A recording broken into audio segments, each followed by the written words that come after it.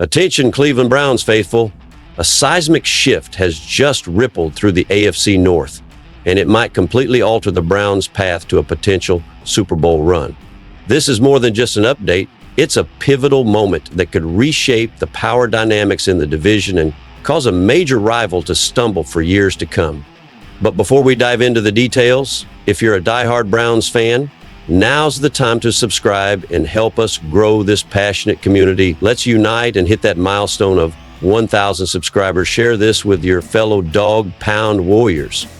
Now, on to the breaking news. The Cleveland Browns are once again at the epicenter of NFL buzz, and for good reason. Former star running back Nick Chubb, a four-time Pro Bowler across 7 seasons with Cleveland, has officially found a new home. After battling back from devastating injuries, including a gruesome knee injury in Week 2 of 2023 that required multiple surgeries, ACL, MCL, meniscus, and more, Chubb has signed with the Houston Texans per NFL Network's Ian Rappaport. It's a 1-year deal worth up to $5 million, 0 cents. Offering Chubb a chance to revive his career in a fresh environment, the comeback trail Chubb's recent journey has been nothing short of grueling. After that 2023 knee injury sidelined him nearly the entire season, he returned in Week 7 of 2024, only to suffer a broken foot in Week 14 against the Chiefs, ending his campaign prematurely.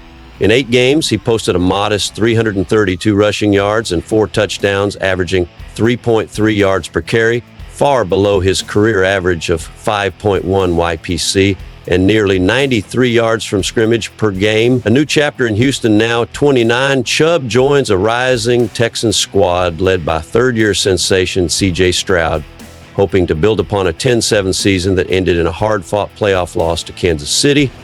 He'll share the backfield with Joe Mixon, who racked up 1,116 rushing yards and 11 touchdowns in 2024, earning his second Pro Bowl nod. The Texans are betting on a Chubb resurgence, and the pairing with Mixon could create one of the league's most formidable rushing tandems. Reports say Chubb chose Houston for the opportunity, even opting for an incentive-laden contract over more lucrative offers elsewhere. In legacy check drafted by the Browns in the second round of the 2018 NFL Draft, Chubb amassed 6,843 rushing yards and 51 touchdowns, ranking third in franchise history behind legends Jim Brown and Leroy Kelly. In 2022, he was an All-Pro with 1,525 rushing yards and 12 touchdowns, cementing himself as one of the most dominant backs in the league. Now, the question looms, can Chubb return to elite form, or has the injury toll permanently altered his trajectory? One thing's for sure, this move not only impacts the Texans, it reverberates across the AFC. If Chubb regains his stride, the Texans become even more dangerous. And for the Browns, it marks the official end of an era, one that brought power, passion, and unforgettable Sunday moments. Reports describe a telling moment that captured the concern perfectly. Gabriel, despite his determination, attempted to loft the ball over the line during a drill, only to have it swatted down by defensive tackle Mason Graham. The play didn't merely end in a deflected pass. It culminated in coaches, players, and even reporters commenting on how small Gabriel appeared behind the offensive line. One reporter was even caught on a hot mic saying, "I'm taller than him." That's not exactly the kind of scrutiny you want when you're vying to establish yourself as an NFL starter. But here's the plot twist. Gabriel is fully aware of this. The Browns were aware of it when they drafted him, and still they chose to bring him on board. Why? Because while height might be a limitation, accuracy is where Dillon Gabriel truly excels. And Browns fans, let me assure you, this kid can sling it. Multiple OTA reports have underscored Gabriel's exceptional ball placement. Whether it's a back shoulder fade or a precisely timed slant across the middle, his touch and precision are absolutely next level. In today's NFL, where completion percentages are on the rise and the margin for error is razor thin, pinpoint accuracy is everything. If Gabriel possesses that elite ball placement, he's already ahead of the curve. Gone are the days when you could scrape by with a 57% completion rate and still hold a job. Now, you need to hover in the mid to high 60s just to be considered serviceable. That's why the coaching staff is observing Gabriel closely, because if Kevin Stefanski can tailor the playbook to Gabriel's strengths, much like Sean Payton once did with Drew Brees, another undersized but supremely accurate passer, there's a genuine opportunity for this offense to thrive. Remember how Peyton simplified the system for Bo Nix last year? Gabriel might need a similar approach: streamlined plays, scripted drives, clean reads, just to help him get settled before letting him off the leash. If that happens, we might just witness a quarterback who quietly and methodically leads this team, not as a highlight reel sensation, but as a cerebral, mistake-free field general. That said, Gabriel doesn't have the job locked up. Shedeur Sanders is generating plenty of buzz, and it's not just hype. By all accounts, he performed exceptionally well during OTAs, showing poise, composure, and an impressive command of the offense. Sanders is bigger, flashier, and some might argue has a higher ceiling. Reports even suggest he delivered the best overall performance of any quarterback not named Joe Flacco during camp. Yes, better than Gabriel and better than Pickett. That's no small feat. But here's where things get even murkier. ESPN recently ranked the Browns quarterbacks following OTAs, and here's how it shook out. Joe Flacco at number 1, Shedeur Sanders at 2, Dillon Gabriel at 3, and Kenny Pickett at the bottom. That's right, Pickett, the former Steelers starter, isn't even in the running. The chatter is that he might not even sniff the starting job this year, which brings us to the man currently wearing the crown, Joe Flacco. A seasoned veteran, a stabilizing presence, and someone who already understands Stefanski's system. He's also refreshingly candid about his role. In his own words, he's not here to be a mentor. He's here to compete. At 39, he knows the finish line is approaching, but he's not done yet. He's still firing the football like a pro, and the coaching staff trusts him. That's why most analysts, including yours truly, believe Flacco is your week 1 starter. Then what? Weeks 6, 7, 8? That's where things get electrifying. If the Browns stumble out of the gate, or if Flacco starts showing his age, the leash will be short, and suddenly the starting gig could be up for grabs. Does Kevin Stefanski double down on his guy, Dillon Gabriel? Or does the front office, rumored to have been the driving force behind the Shedeur Sanders pick, step in and insist on a quarterback switch? This is where internal politics ignite, and as mentioned earlier, there's mounting speculation that Gabriel was Stefanski's choice, safe, smart, and system-ready. Sanders, meanwhile, might have been more of an Andrew Berry or even Jimmy Haslam pick. Big upside, marketable, and potentially a franchise face. That division could sow discord if the team starts faltering.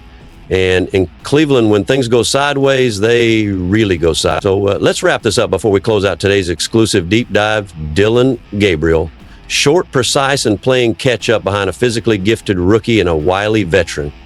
Shedeur Sanders, flashy, dynamic, and quite possibly being groomed behind the scenes for a mid-season takeover.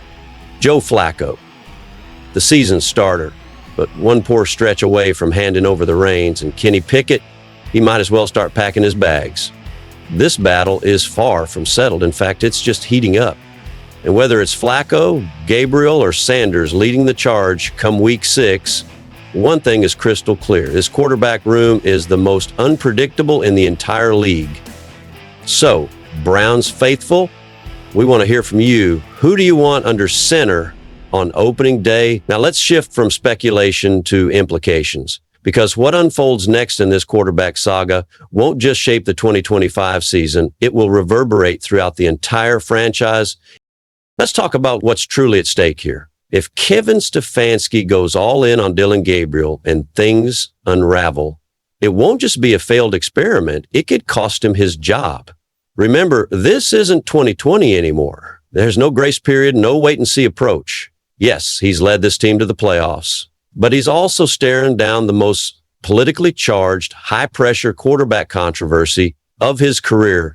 If he backs Gabriel and Sanders, starts lighting it up in practice, the front office and ownership won't just be frustrated, they might be ready to pull the trigger. On the flip side, if Sanders gets the nod and flounders, that's a direct hit on Andrew Berry and Jimmy Haslam, who, according to rumors, championed the Sanders pick. But if you're a Sanders backer, you see the flashes, the energy, the playmaking spark that simply can't be coached. He has that it factor. The question is whether the Browns can get it to shine on Sundays, and let's be real, Kenny Pickett is likely out of the conversation. There's been no significant buzz around him in any of these OTA reports. He's trailing in reps, he's not making waves, and he's not climbing the depth chart. It's clear he was brought in more as an insurance policy than a serious contender, and with the way this battle is shaping up, he may never get a true shot in Cleveland. But there's one more name we need to mention, the guy who'll be taking handoffs from whichever quarterback wins this job, Quinshon Judkins. Let's circle back to this rising rookie for a moment. ESPN projected 922 rushing yards for Judkins, and while that might sound modest to some, it would actually place him in elite company. Only 13 run. Attention, passionate Cleveland Browns fans, brace yourselves because something monumental is stirring in the AFC North, and it could redefine the entire playing field.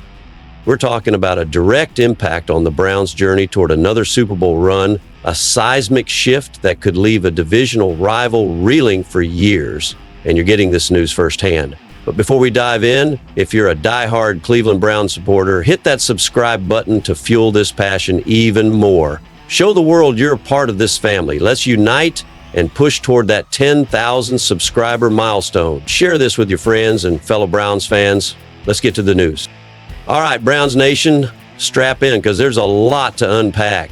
The quarterback situation in Cleveland has been nothing short of a roller coaster in recent years, and right now, it's more competitive than ever. You know, the Browns have always carried high expectations, whether it's a playoff berth or a deep postseason run.